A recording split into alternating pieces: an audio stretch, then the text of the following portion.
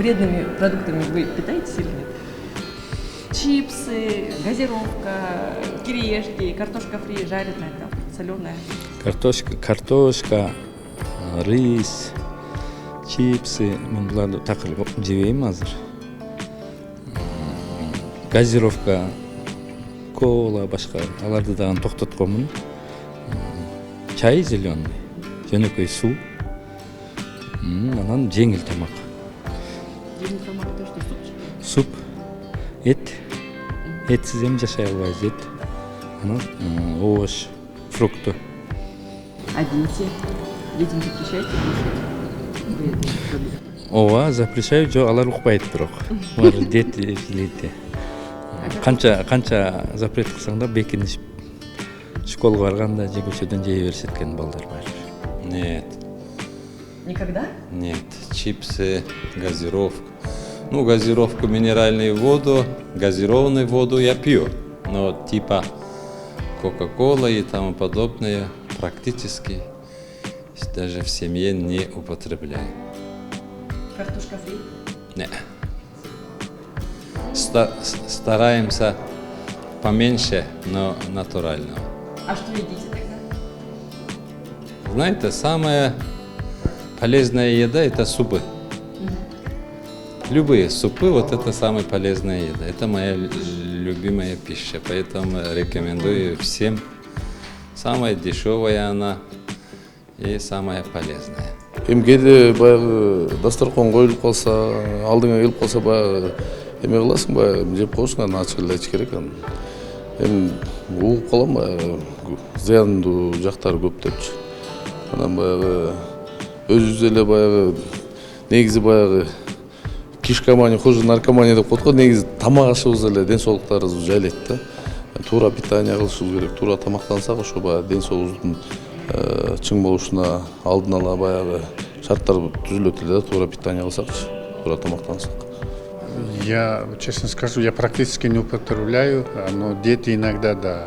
Вот мне кажется, вот молодые люди более склонны к этому, а вот мы уже, кому за 50 лет уже, мы понимаем, что это немного вредно, поэтому наоборот нам наш свой хмыз, жарма и вот черный хлеб больше подходит, я думаю. То есть вы поддерживаете запрет рекламы вредной пищи?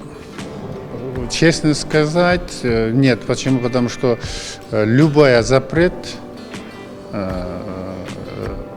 потом начинает молодежь искать его откуда-то. Да, когда запрет, не знаю, интересным становится любой товар.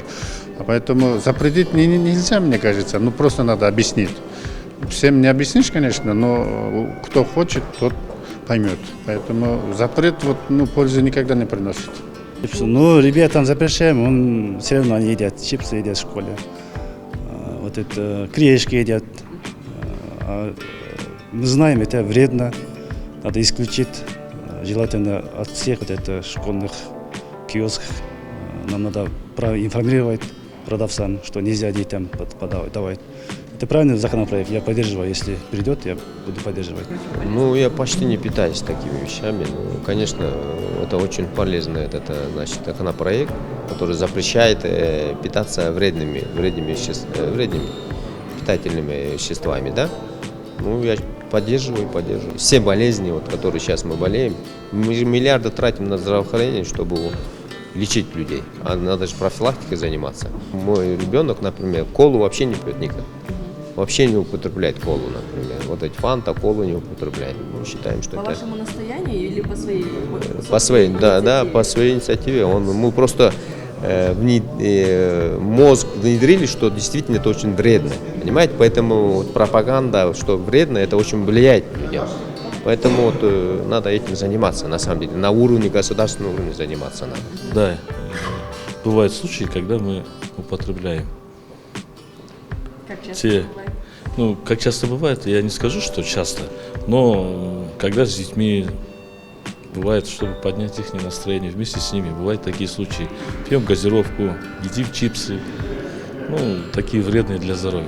А в целом это все, естественно, для подрастающего поколения. И в целом для нации это, наверное, надо заранее как-то огородить от всего этого.